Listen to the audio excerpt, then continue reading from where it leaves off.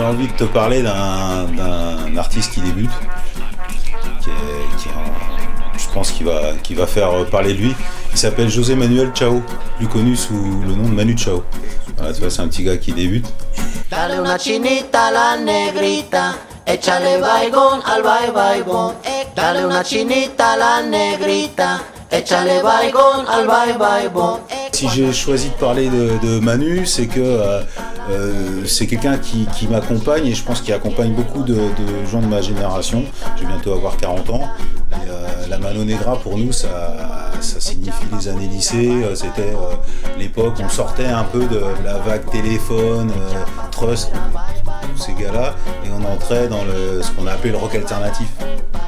Moi étant animateur, je côtoie les enfants à longueur d'année, je trouve que Manu Chao il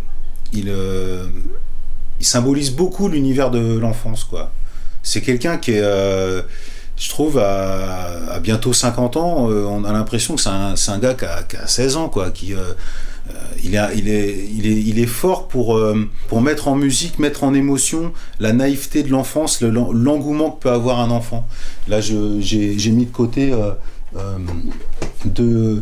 de vinyle, et quand on voit ce qu'on appelle le artwork, on n'aime pas trop ça, mais le graphisme de Manu Chao, on se croirait dans la chambre d'un adolescent, quoi. C'est-à-dire c'est fait de collage, c'est fait de choses qui ramènent de voyage. C'est un regard qu'il veut avoir sur le monde, il veut garder ce regard d'enfant, quoi.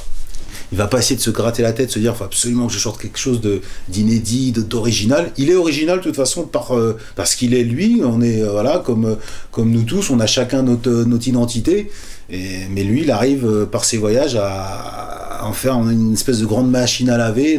Et quand tu le vois sur scène, là, le personnage prend toute son ampleur. Et là, tu vois les 20 ans de carrière, les dizaines de milliers de kilomètres avec la Mano Negra et tout ça. Et là, tu vois vraiment le bonhomme, le forgeron sur l'enclume, tu le vois au boulot et c'est assez impressionnant.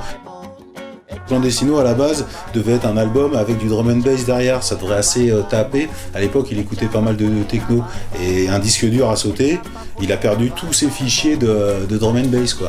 Ce qui fait que ça en a fait un album un peu hybride. Et quand on remercie des fois l'informatique, ça tombe en panne et puis c'est très bien, quoi. Je pense que c'est un vrai talent, je pense que c'est avant tout un bon musicien qui quand on fait pas des tonnes, quoi.